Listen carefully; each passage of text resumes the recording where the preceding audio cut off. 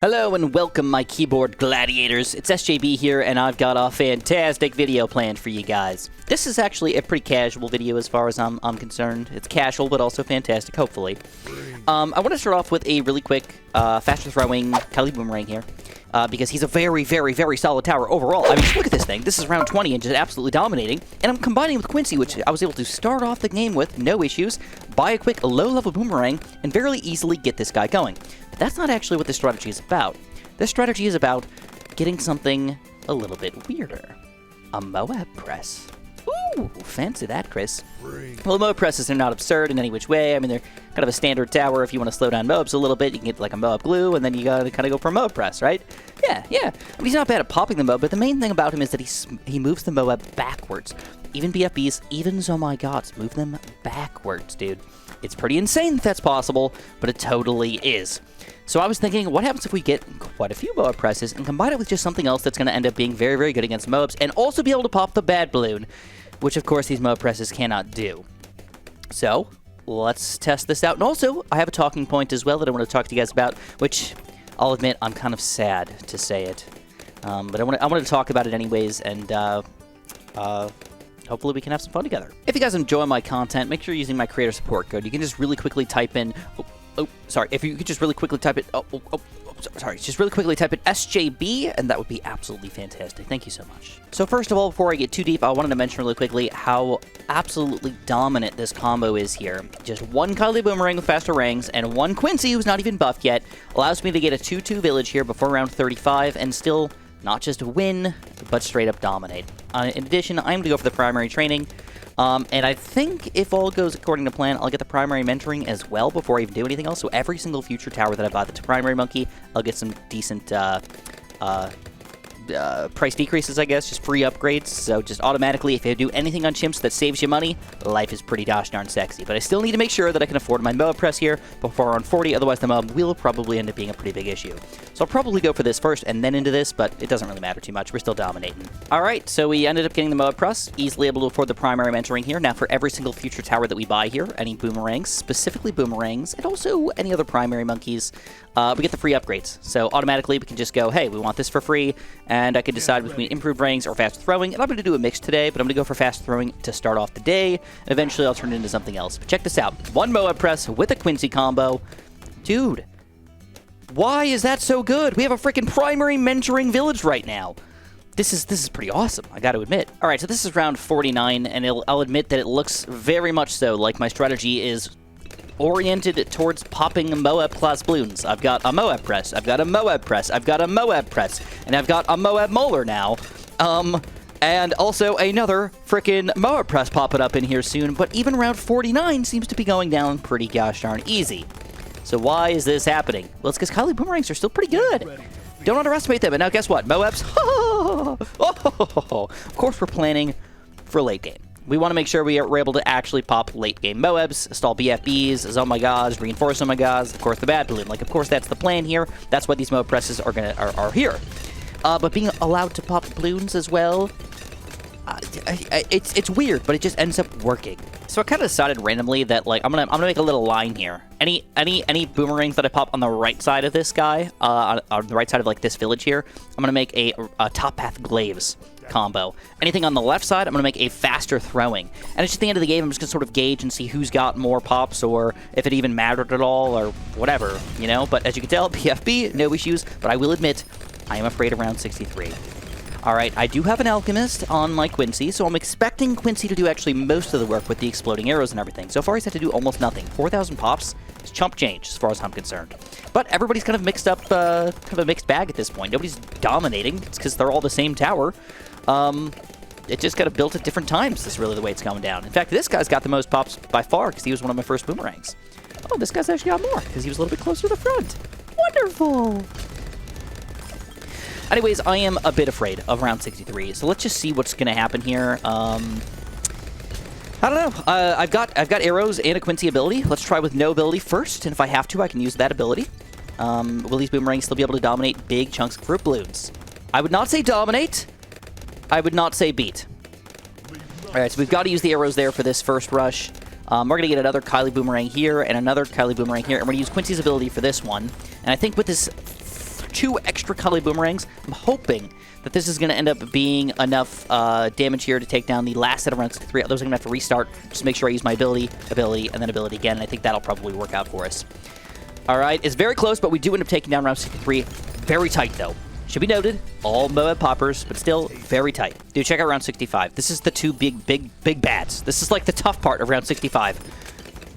They get smoked like 10% through the map. It's ridiculous!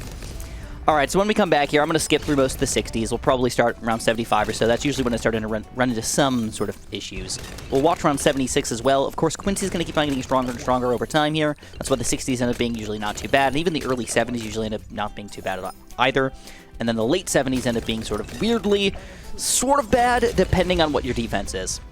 But all I want to do is I want to talk about something weird. Let's talk about fatness when we come back. All right, round 75 here. So just quickly note the fact that the BFBs do get popped very, very quickly, and then we do start to run into some issues against the Bloons here. So Bloons are actually starting to become a bit of a problem. Round 76, grouped regen ceramics, kind of problematic.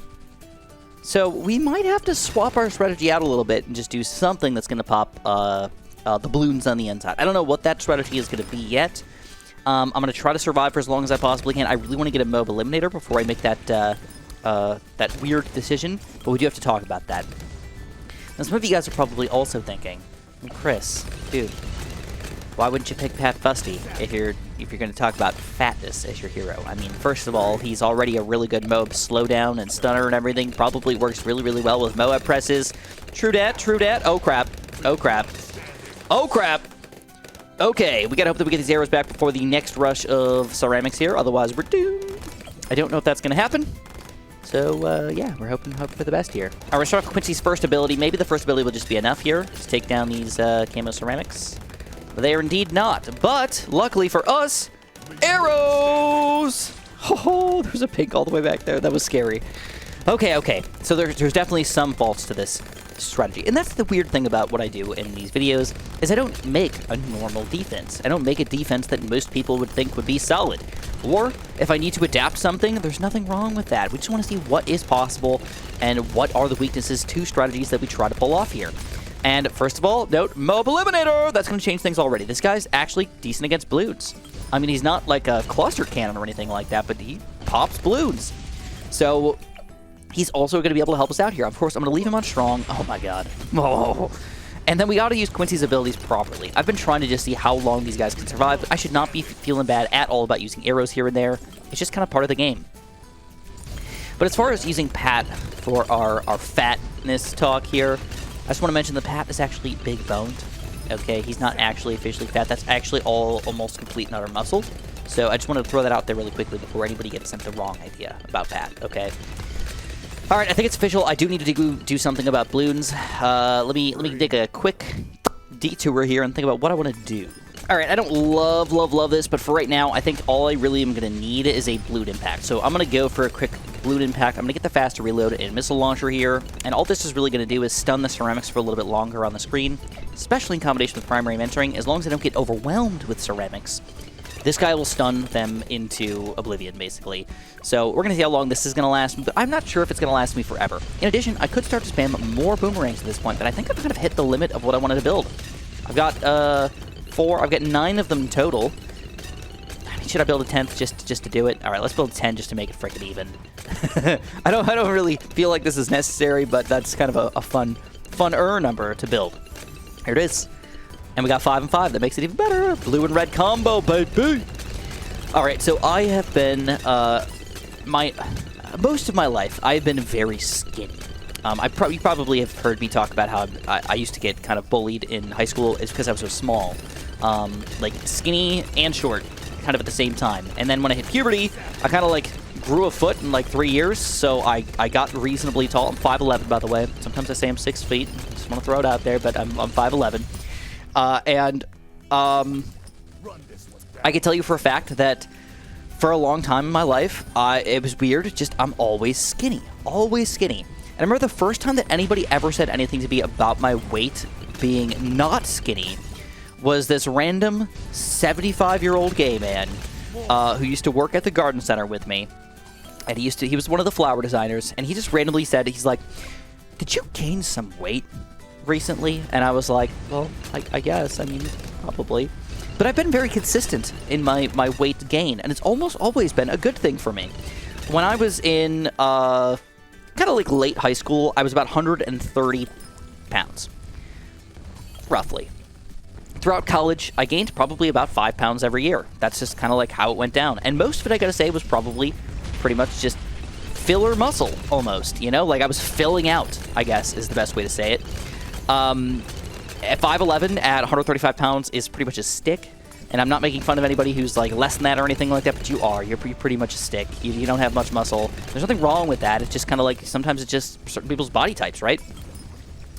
But I wanted to gain weight, though. It's like, I wanted to. So I worked out, like, decently, and I was still a runner and everything, but I gained probably about 5 pounds every year. It was very standard, like 5 pounds every freaking year. By the time I was done with college, it was like 155, 160, something like that. By the time I started dating Amanda, I know for a fact I was about 160 pounds. Now, that was approximately 10 years ago now. And I can tell you in the last 10 years, I have gained about 25 pounds. All right, now I'm about 185 pounds. And I realized that every single year that I've been, like, living, I've always just been like, okay, that's fine. I liked gaining weight. I wanted to be heavier. I wanted to be bigger. And now I'm too big for my own liking. Now, I'm not making fun of anybody else who's bigger than me or anything like that. I'm just saying for my own well-being, I want to be less weight.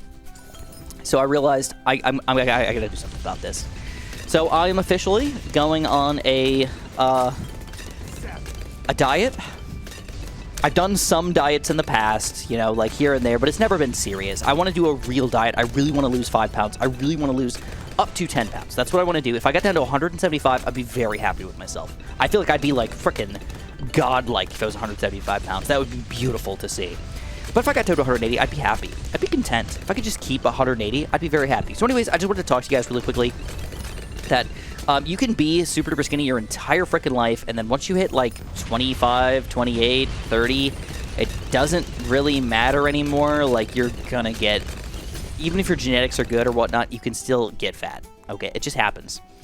And it sucks, you know. And then one of the big issues for me personally is that I work a job where I specifically don't move. I'm a YouTuber, man. I sit down and I play video games for a living, and then I sit down and I edit those videos. Then I sit down and I ask community posts. Then I sit down and I go on Discord and I talk to people, or I play Discord games with people, or I do whatever I got to do. I sit down. And then guess what? When I want to do something in my free time, guess what I do? I go play other video games that I don't show on YouTube. So it's very easy just to say, "Oh crap, Chris!" Like, yeah, bro. Yeah, it's easy to get fat, man. I don't know. So, and I know there's a lot of you guys, 18-year-olds, 19-year-olds, even younger than that. You're like, I couldn't possibly get fat. I can eat whatever I want and nothing ever happens to me. Trust me, bro. It'll probably happen to you. And don't get me wrong, there's a lot of people out there that are super athletic and they really keep up with themselves and they did all this stuff. And, you know, maybe if you just keep up with everything, you won't get big or anything like that. But doesn't mean that it's not possible. All right, so I always thought that was that was kind of like the way it was going to happen to me. That it wasn't really possible for me to be fat. And I know that I used to work a job where I used to be I was so active. I used to run a lot. I used to play a lot of sports with my friends and everything. And one of the big ones from ooh, this is actually looking a little rough. Are we going to lose to around 95?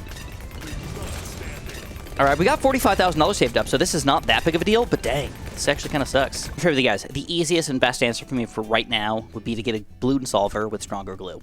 That would solve all of my issues, but I feel like it's almost cheating because this guy's too good right now. He's going to get nerfed. It's just a fact of life. Ninja Kiwi will nerf the Bloons solver. So what do I use instead? And I have decided that at least for now I want an Arcane Spike, and as soon as I get the money, Archmage. Hopefully this guy will be strong enough to kind of just delete some of the DDTs kind of as time goes on here, because I don't need a ton of popping power, I just need a little bit of something. And then for the rest of the game, I think Archmage is a pretty solid combo to have. In addition, if I really wanted to do something else, I could probably just use a kind of weird overclock on Quincy, which would surprisingly be a super effective way to pop a lot of stuff. Alright, so clearly this guy is doing enough damage to keep these DDTs kind of at bay. Most of them are getting popped here. We're going to throw our arrows down because now the Moabs are starting to overwhelm us a little bit. We're going to go for our Moab Limb to blow up that last few DDT action over here. It looks like, yep, that is perfect. And Archmage money is only $1,000 away. So this is good. This is good. I'm very happy. Plus, the nice thing about Archmage is even though he's also a good Moab popper, he can pop ceramics, but that's not really his design. His design is also to pop Moab class Bloons, which again just goes with our strategy here. As long as you can pop the Moab class Bloons, just have a little bit of something. For the Bloons here, they still go down. So focusing on Moab popping power over Bloon popping power seems to be a very easy way to beat Bloons Tower Defense 6. For the most part. And look at these reinforce oh my gods, dude. This is kind of funny, actually. Watching reinforce oh my gods in the very, very front of the map here. It's almost absurd, actually, to watch that happen. And I could use abilities and all that stuff to make it go even quicker, but I don't know. So anyways, yeah, I just want to let you guys know that I am currently on a diet. I'm going to try to lose some weight. I'm currently about 185. If I wear clothes and stuff, I'm probably a little heavier. If I actually, ate food beforehand, probably 186, 187, something like that. I've never, on the scale, seen 190 pounds while I was not wearing clothes. So I definitely want to keep that going. But, ooh, look at this. Oh, look at this. Definitely around 88, a little bit tricky. Not super bad, but at least a little bit tricky. All right, let's mobile him this first set. We're going to go for a Quincy ability here. This could actually take us down, though. Archmage, though, very, very solid. Cleans it up, and now here we go, around 100. This should be pretty simple for us, I think. I hope. Not too bad. But I was curious if you guys are willing to say anything in the comments. How are you doing? I think it's important to say your age when you're talking about it, but if you are 35 and you're like, oh, I'm super freaking fat, I'm working on it right now, or I'm 35 and I can't do anything about it, or I'm 47 and I'm ridiculously skinny, good for you. Fantastic. Let me know in the comments, and people can talk about it. It's cool to be open sometimes. Just tell people what you're working on or what you want to change about your life. Sometimes it doesn't need to be weight, sometimes it can be something else, but it's good to be open, and sometimes it's nice to have a community where you can talk to people or have fun with each other. So I'm not going to actually play into free play here, but I do have $24,000 if I wanted to build something.